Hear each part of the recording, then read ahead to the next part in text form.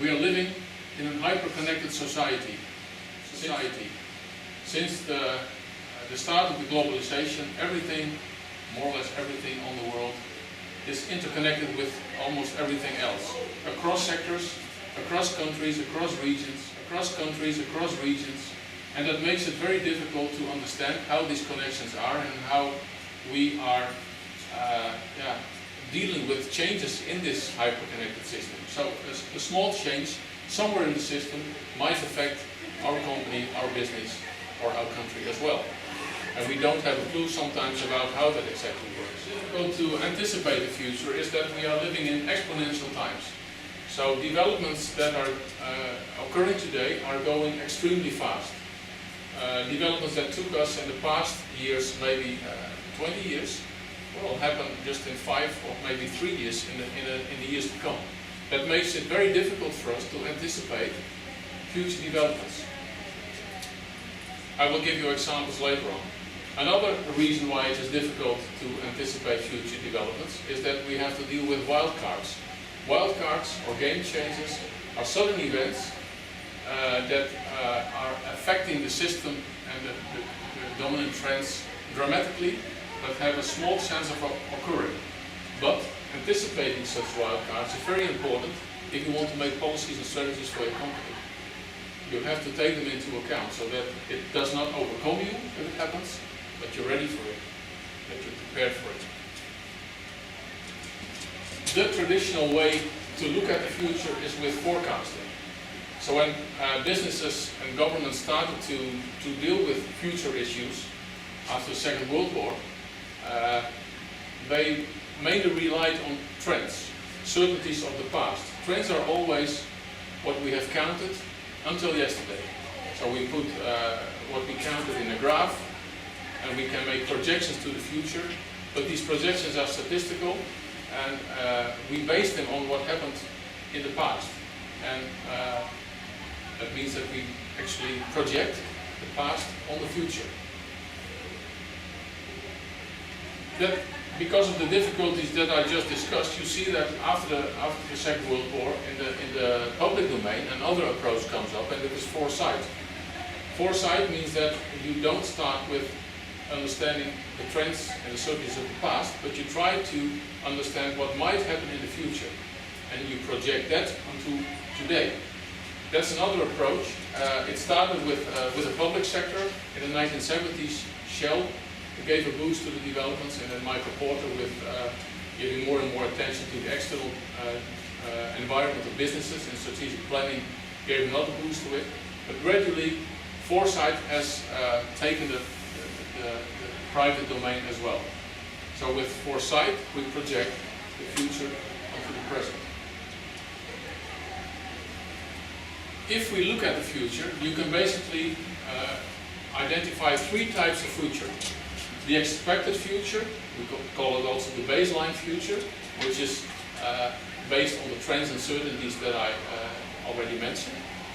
That means that if the trends and the developments that are already occurring would go on in the same kind of speed and the same kind of direction, we can have a probable future, the expected future. But there's a second kind of future, and that is plausible future, alternative futures. So things that could happen instead, if certain wildcards would occur, if certain changes would occur, if plans are discontinued, or counter trends would become more important, etc. This is basically the area where scenario planning comes in. Scenario planning is the technique, is the approach to designing these plausible alternative futures. Then there is a third type of future, the preferable future. And that is the future that we would like to have as a business, or as a country, or a tourist region.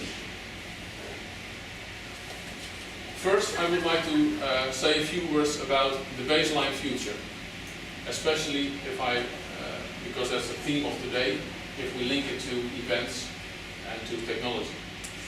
In the first place, we have to do with exponential growth of technology. Especially technology, I already referred to the exponential developments that we're living in, or the exponential era we're living in. And that's basically due to technology. Technology drives many other developments in our society, and especially in technology, the developments are going extremely fast and faster and faster. If you realize, for example, that a smartphone as we know it today is only 8 years old, you can realize that, I remember that in 1997 the internet broke through to the general audience. That's actually just a short time ago. And if we see what is on the horizon, that is quite interesting. If we look, for example, at the current developments, the current trends that are going on, is the wearable technology. We are used to we know about the Google glasses, but for example, the eye lens is also being developed.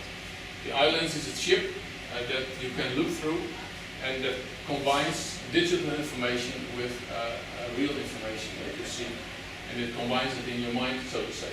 Of course, we have already the augmented reality that projects statistical information on your telephone, but the developments are going on and on. One of the latest developments is the Oculus. We have one of my colleagues is doing research in this area. The Oculus, this is already second generation. It's a kind of head-mounted display where you can, for the first time, walk around in a digital environment.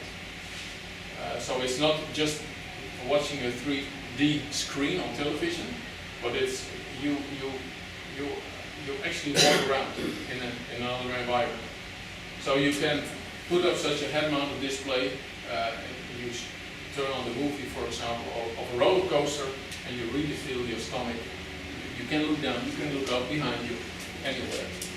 It is already used in games also, for example. Earlier this year I was at the holiday fair in Berlin, the ITB, and you saw already many stands there that used these head-mounted displays to be able to walk around, for example, in holiday houses. So you can just climb the stairs, look around in the holiday house, in the rooms, in the kitchen, how it looks like. And this might change the whole experience of tourism, also probably of events. I will come back to that later if I focus my attention specifically to events.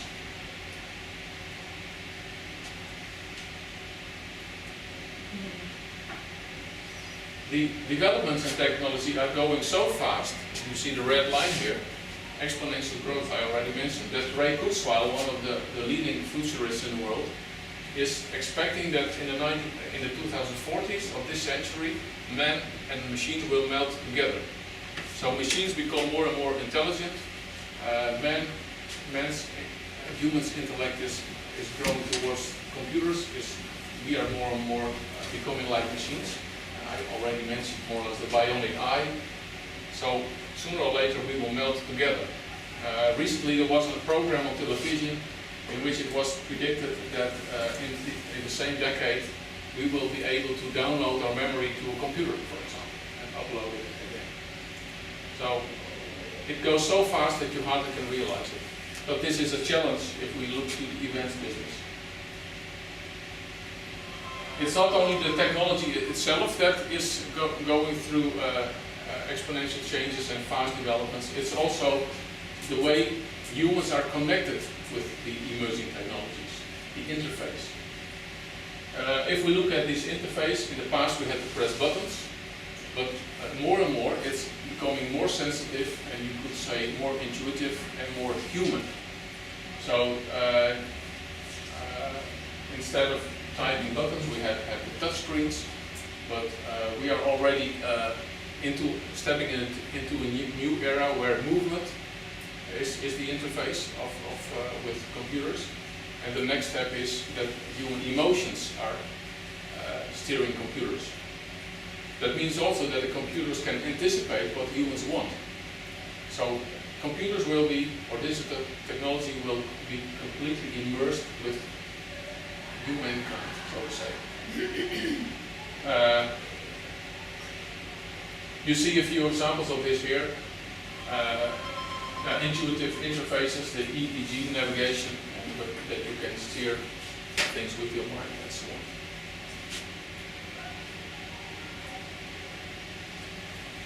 A third development, if we look at the baseline future, is the immersion of technology into our daily lives.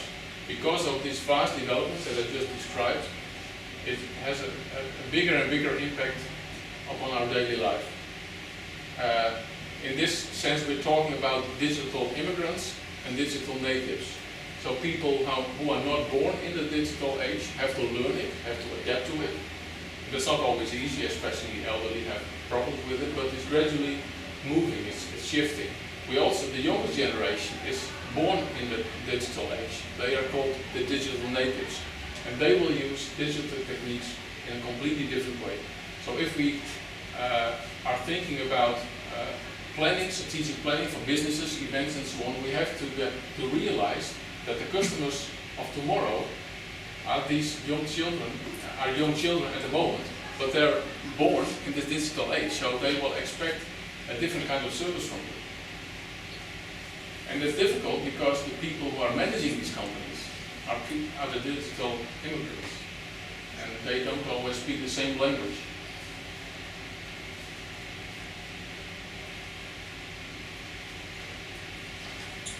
We see a couple of examples here of how digital technology is integrating in our daily lives.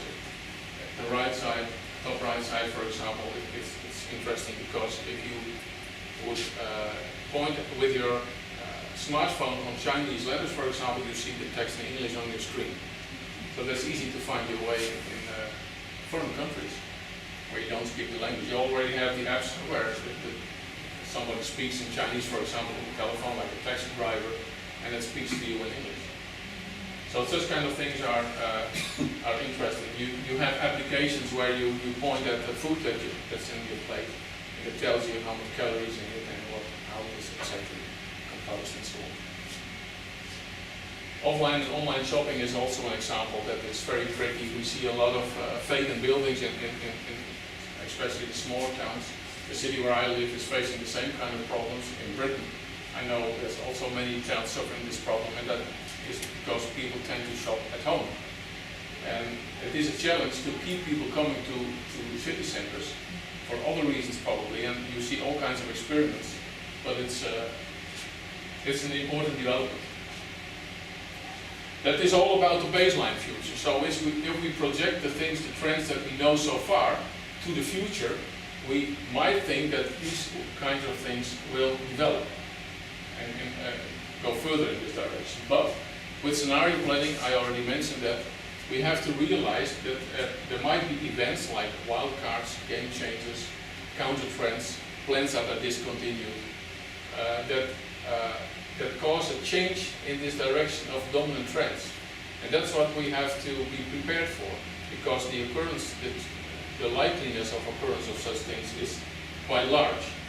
And you see that the innovative companies or businesses are prepared for such things. Others will follow.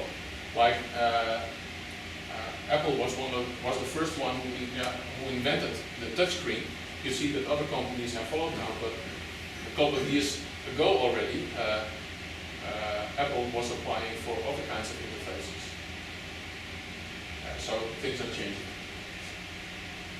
Scenarios are alternative futures. It's not in the traditional sense with forecasting that you have an optimist, a pessimist and a neutral scenario, but scenarios in this case are descriptions of possible futures that are plausible, that could happen. How do we construct such futures? We do, with our research team, we continuously scan the environment. So not only technological developments, which is one of the drivers, drives many other developments in society, but we also look at the demographic changes, economic changes, social and cultural changes, changes in values of people, megatrends, ecological changes, political and institutional changes. And we try to understand and to be on the edge of what could happen in the future. So with the scanning we identify the driving forces. Then we move on to the key uncertainties. So these uncertainties that are mostly affecting us probably, but are most uncertain. Usually we choose two dimensions in a scenario cross, And then we think about the possible outcomes of these uncertainties. Could it go this way or could it go another way? What are the possible extremes that it could go into? It's an uncertainty, so we don't know yet how it will develop. What the core is of this, for people who know about it, problem-based learning and so on, it's social constructivism. That means that the knowledge is not superimposed to the group, but the group share the knowledge. So you prefer to have as many disciplines and backgrounds of people as possible to share knowledge, to learn to understand each other and so on, and to mobilize what they know. And we facilitate the process, but we not superimpose our knowledge. But we use our knowledge to guide the group in certain directions. So by learning and understanding the environment through the eyes of the people themselves, the support is better instead of an external party who says what people have to do.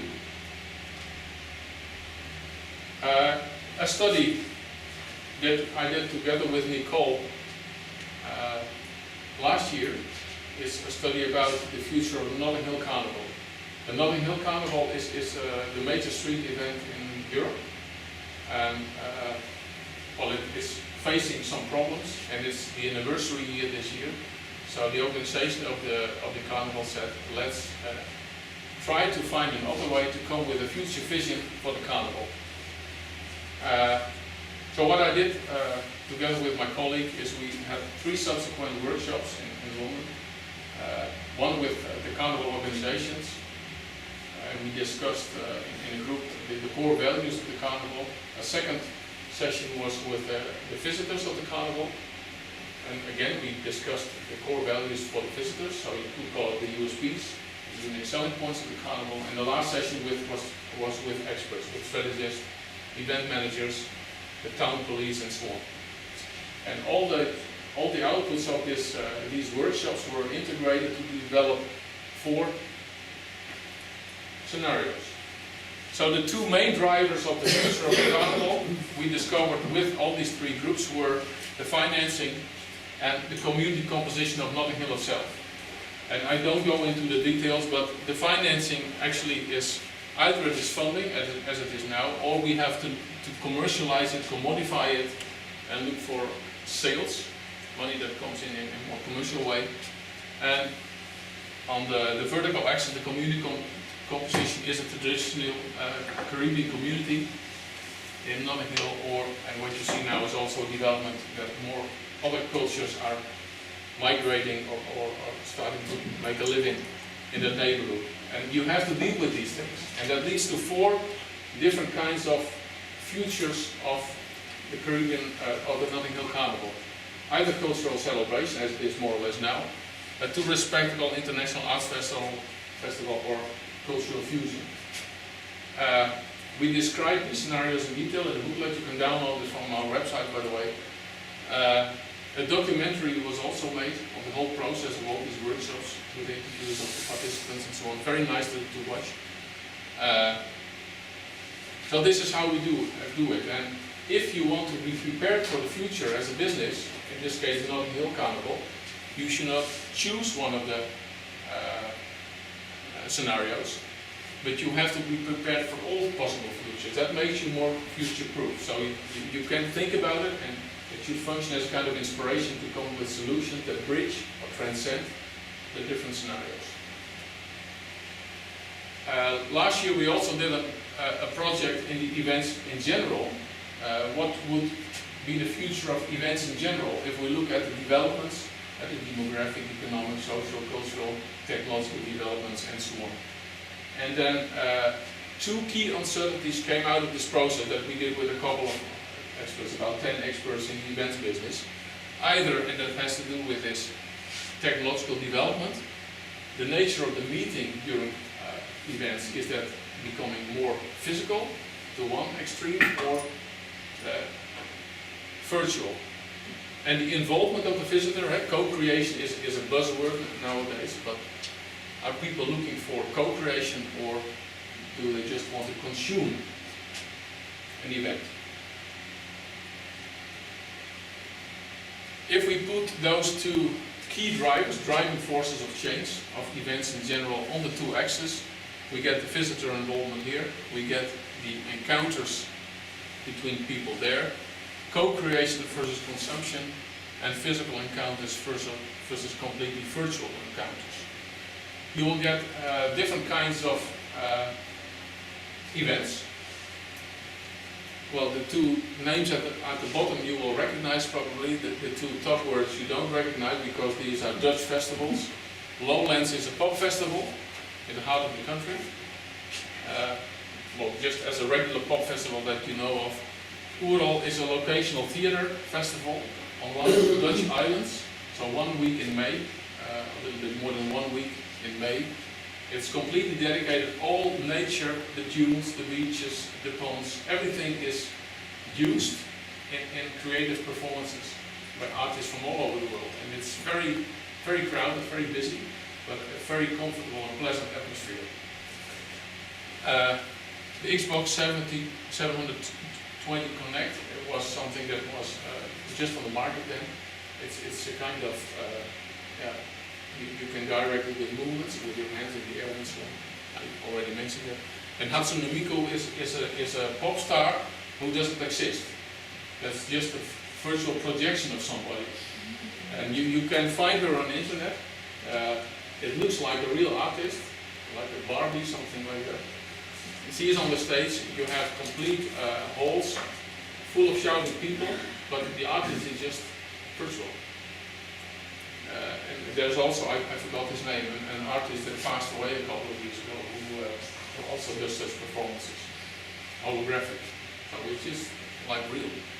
So 4 kinds of events. We usually give a title to the scenarios that appeals to the imagination of the people who use it. So in this case, it was used to the Dutch audience, so that's why we used Dutch events for it.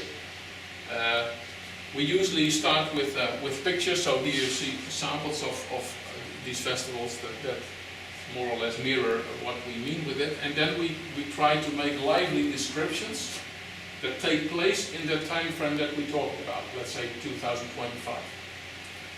So the basic things are mentioned at the top. This is an event that is large scale and the audience is a spectator. In this scenario, it's small scale. The audience is directly involved, like you can see here. The Xbox 720 Connect is multimedial, new ways of being together in an active way. So you are actively involved, like this conference, maybe. And Hatsune Miku is virtual public events, and the audience is a spectator. So what you basically do, and I will leave these slides also for you to use, to watch and to read, but scenarios are not an end product, but are a starting point of inspiration. So they should inspire you to think out of the box, to become creative, and to think about possible new concepts, new business models, and so on, to anticipate future developments and be ready for it in time. So others might follow, they're always too late, but you can be innovative by giving it another switch. So basically, scenarios is something you can prepare with. This is about it. I can tell you much more. Like I already mentioned on the website of European Tourism Futures Institute, which is on the next page, edv.eu. You can download the reports that we wrote. We don't have many in English, a couple. We did do some international projects, it increases. Like I already mentioned, we have a new, we try to contribute to the academic discourse as well. We started a new academic journal with Emerald as a publisher. It's called Tourism Futures Journal. And the website is also used as a kind of platform to exchange ideas. If you want to know more, for example, about Nottingham, you can just download the report, which is in English. Thank you very much.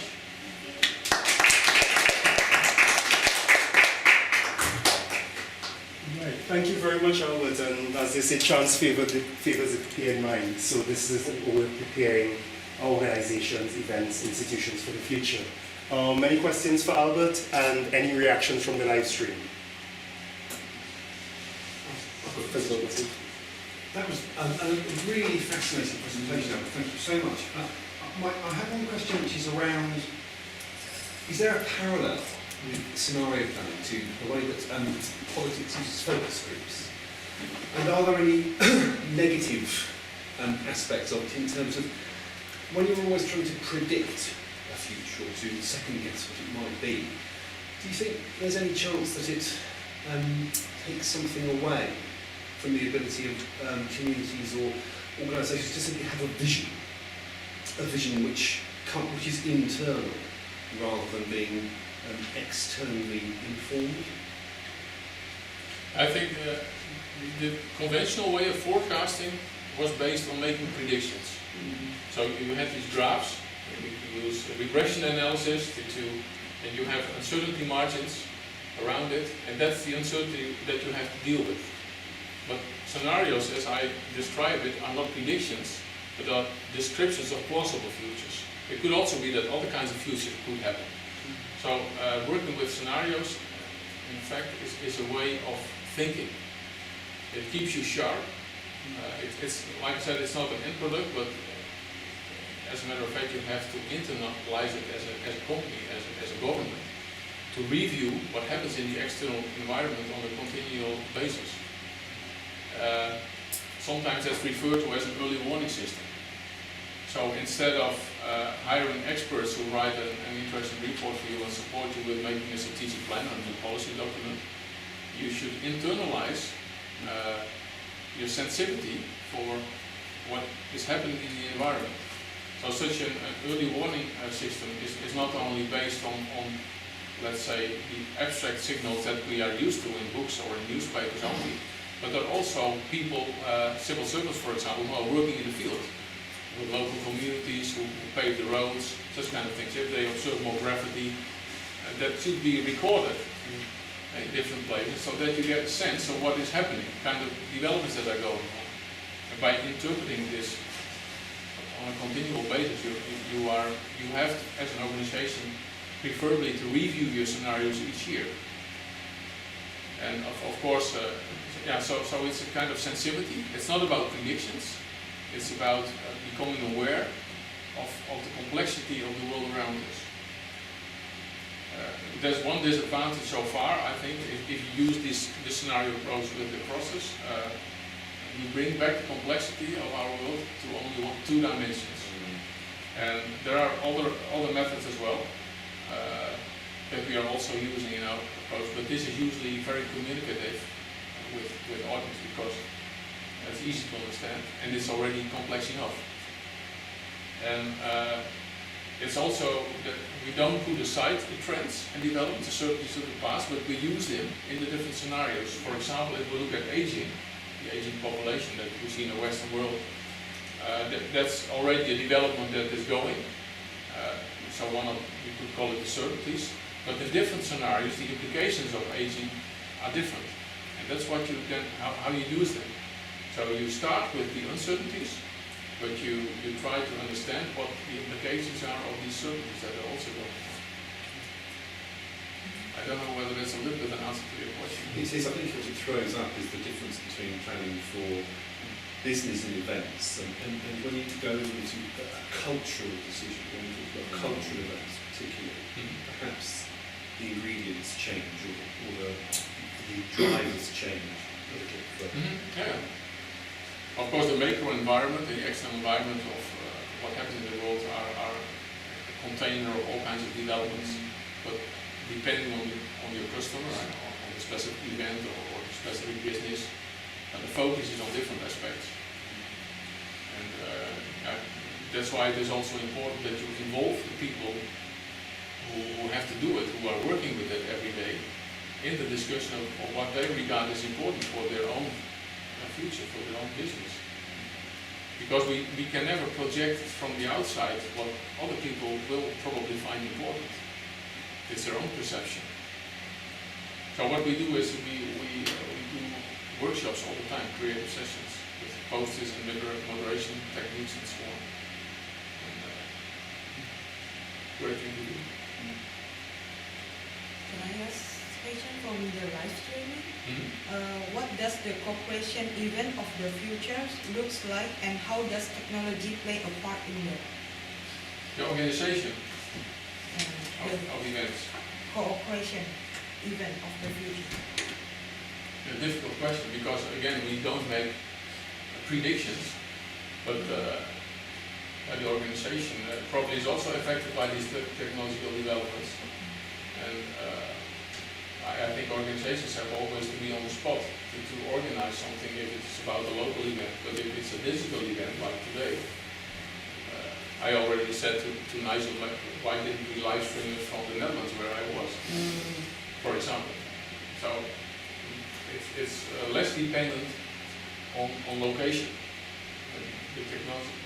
If we talk about how it integrates in our daily life, our living and working, and also playing, if we talk about leisure and events, I think it's becoming less and less dependent on place.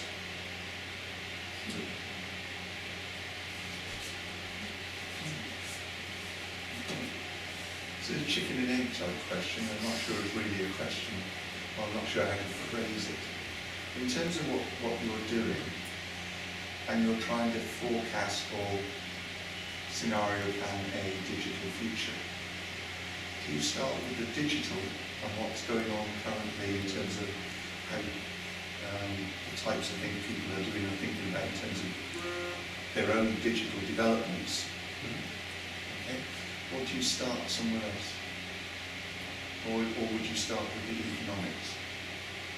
If we do this environmental scanning, you mean? Yes. In other words, if you start with the economics or something, can you predict the digital future, or should you start with what is cutting edge digital development now and try and translate that into the future? I think it works a little bit in a different way. What we do continually actually is to scan everything of as much as we can read and collect. So we follow, for example, on Twitter and on Facebook, all kinds of newspapers around the world. We scan television programs, research reports that come up via Twitter and so on. And so it's not that we start with demographic developments, technological developments comes later. It's something that is going on and on. And in our research team, we have a couple of people specialized in different areas. So some people are focused on the technological domain, others on the demographic domain. And we try to understand as a research team what these developments, how they interact and what they could mean.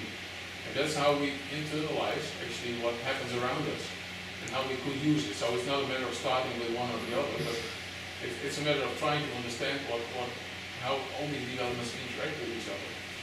And we believe that early signals of change could be an indication for something that might occur in the future. So that's why we always look for small changes that could have a major effect later on. Right. So to give you an example, in our projects we observed that the life cycle of tourist attractions is quite short. And that because we did a couple of projects for tourist attractions.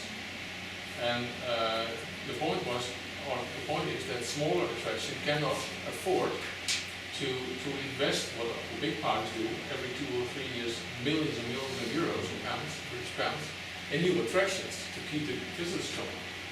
So that rang a bell, so to say, that we said we need to do a project on this. So not coming from the market, but our own knowledge questions to try to understand what the visitation behavior of the future visitor could be. So we did a huge panel survey among the Dutch population, also the younger generation, digital immigrants, the digital natives, to see how they look at how they perceive visitor attractions, tourist attractions, and how they prefer to travel to it, what they would like to do when they're there, and so on. And we also asked for their probable future behavior. And that's how we also use project things that we observe on a daily basis to formulate our own research questions. So we have both applied research coming from the market, commissioned research, and we have projects that just pop up.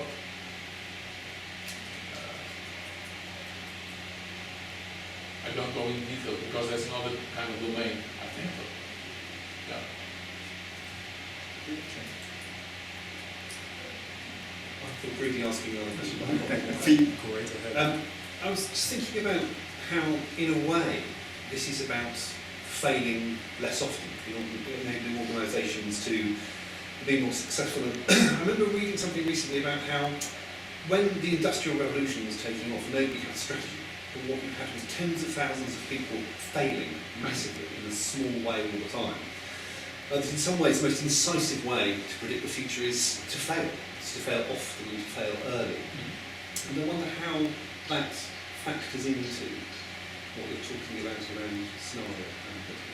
You mean learning by doing? Yeah. You make mistakes and you learn from it. Yeah. Yeah, I think this does not guarantee success, but it makes you more adaptive. So instead of being reactive, you become more proactive. So again, it doesn't guarantee success, but it makes you less vulnerable for mistakes. Yeah. I think. But they do happen, I assume. It's probably better for like smaller companies to be practicing this on their own, like to have the knowledge and practice this when they're starting like a small company, rather than like just throwing everything out there and hoping that it works out for the best. But I feel like larger companies probably already do this, maybe, I think- scenario planning. Some big companies have scenario planners in their organization, like Philips, for example, Shell. Small companies are most often short-term focused, so they live by the day. People with one person, man and wife, work together in the business. People are just working or live by the day, and they don't think very strategically. And that's difficult because if we work with a business in the Netherlands, we mostly have to deal with these small businesses. 80% or so of the businesses in leisure and tourism is small. But still, we try to involve them in the discussion, and it's not easy. But sometimes people really see the advantages, like the province of Friesland, for example. That we also, and that's a government, regional government. They also are very traditional in how they make policy, and they were faced with questions about the overnight stay accommodation policies. And a lot of applications by bungalow parks to innovate or build new bungalow parks or improve existing ones. But the province does not know exactly how to deal with it because they don't know the market developments and so on. How will the new generations, are they still interested in bungalows, that kind of things. So we did also such sessions in an amazing project, and some people, some civil servants don't feel at ease because they're having the traditional way of regulations and just focused on their own small part of the job. But gradually the awareness has grown last year that things should be changing. So, for example, we did also a project on youth and water sports. There's an increasing mismatch between what youth wants and additional water sports products. And now the deputy, I have to say, the governor of the province, has said we want to dedicate a part of the coastline of one of the lakes in our province and we give it completely to youth and to see what will happen with that area if we give it in a completely hands of them, instead of traditionally regulating everything. So it is not easy, but people are sometimes willing to adapt. But I think so far most of them see it as a one-time exercise, but I think it should be, as I already mentioned, integrated in their policy cycle, planning cycle. And do you think like it should be recommended to tourism boards or like CBBs that they need to introduce scenario planning when we're talking about like the tourism product life cycle? Because I just finished a paper talking about like the life cycle and diversifying the product is part of probably the scenario planning of, okay, what happens when this product is no longer viable? What is, you know, like, what other scenarios are there? I feel like maybe it should be recommended to like tourism boards and. And we just started a cooperation last week with the Netherlands Bureau of Tourism and Conferences for the same reason as you just mentioned. We invited them already for a couple of projects to participate in these workshops, and then they have discovered that it is another way of thinking that might have its advantages. So now we started up a cooperation with the provinces to market them. Actually, Ian Young, I don't know if you know him, but he did his internship at Shell, with Shell, and he was one of the first to apply scenario planning in the tourism domain. So he started working in Visit Scotland, and that's where he introduced scenario planning. And now later on he moved to New Zealand, where he's still living, and he does the same job there. But he was actually one of the founding fathers of our institute. He inspired us to help us to establish it. So he's one of my colleagues. He's also part of our research team, although we don't see each other on a daily basis. Sometimes online. It's interesting that it's developed from a very commercial background, from Shell, where there is in some ways a very simple marker of success, which is whether it is profitable. Is there anything around how the complexity of the different agendas which organisations have to meet, like tourism who are responsible to local authorities, have to think about the agendas of all sorts of different parts? Is there anything about the translation from the commercial to a more embedded societal model which makes things complicated or meant scenario planning to change? Yeah, I don't know whether that's really an answer to your question, but we try to involve in our process public and private parties. So one of our aims is also to get the discussion going.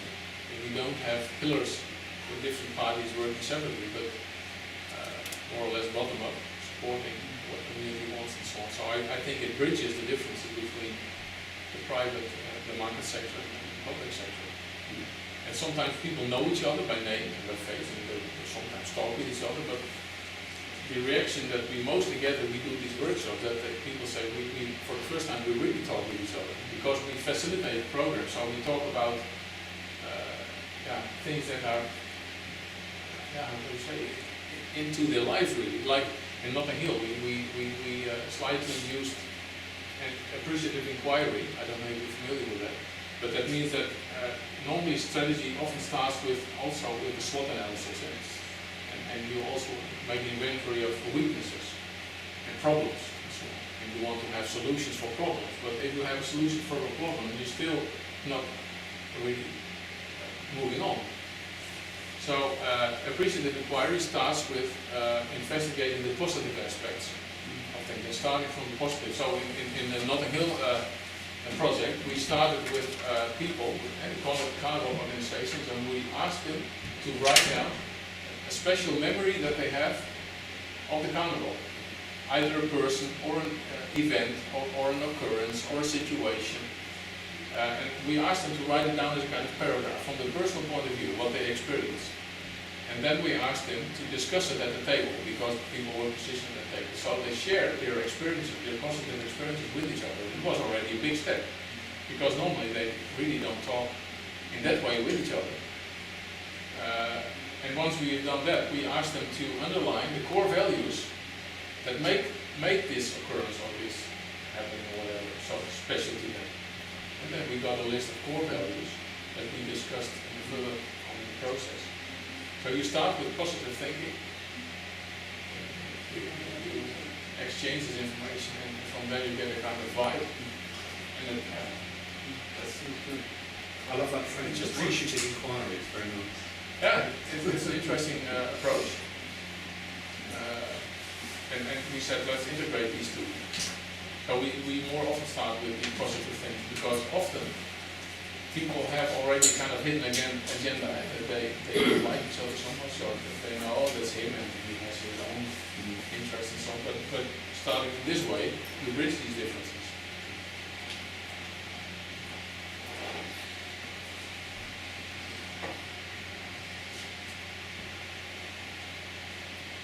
Where's the chair? What should I do now? He's there. All right. Hi. So, thank you very much. The discussion is, we've had enough, I guess, of a discussion about features and scenarios. We have a short break at this point, for about 10 minutes, so you can refresh yourselves and die from the heat. And have additional discussions with Albert if you wish to. Ask Albert anything. And we'll set up for the next speaker, who's me. I'm on next. I'm trying to find Gilbert, wherever you might be. Thank you very much. Great discussion. You're welcome.